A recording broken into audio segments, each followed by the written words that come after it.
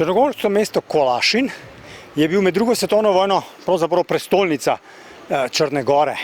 Namreč po njegovi okupaciji v začetku vojne leta 1941 so ga potem partizani hitro osvobodili v tisti poletni vstaji.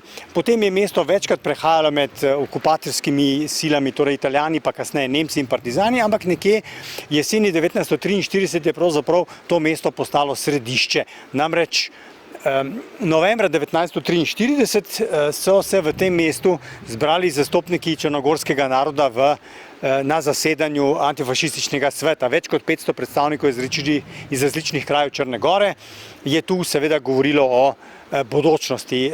Poudariti je treba, da je to pravzaprav prva črnogorska skupščina po razpustitvi skupščine leta 1918. Smo na trgu sredi mesta, pravzaprav sestavljenega iz dveh kompleksov. Tule za menoj najprej vidimo tale spomenik, skupinski spomenik žrtvam in pa vojakom, padlim v drugi svetovni vojni, torej borcem. V parku so potem različni spomeniki doprstni kipi narodnih herojev.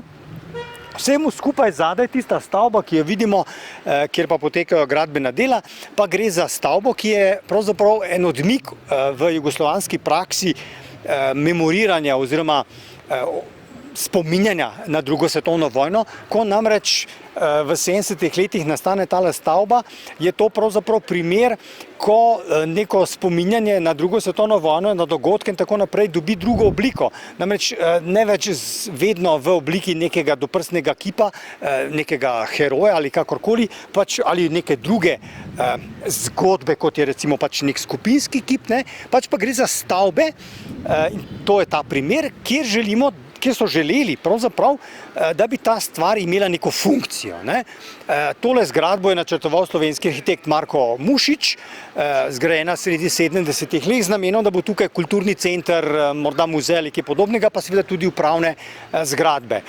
Stvar je že od konca 80-ih let, pa potem seveda v času transformacij v Črni Gori, takšnih in drugačnih, precej trpela in danes potekajo, kot vidimo, na njej neka obnovitvena dela, v njej pa je danes sedež občine in nekih drugih poslovnih prostorov.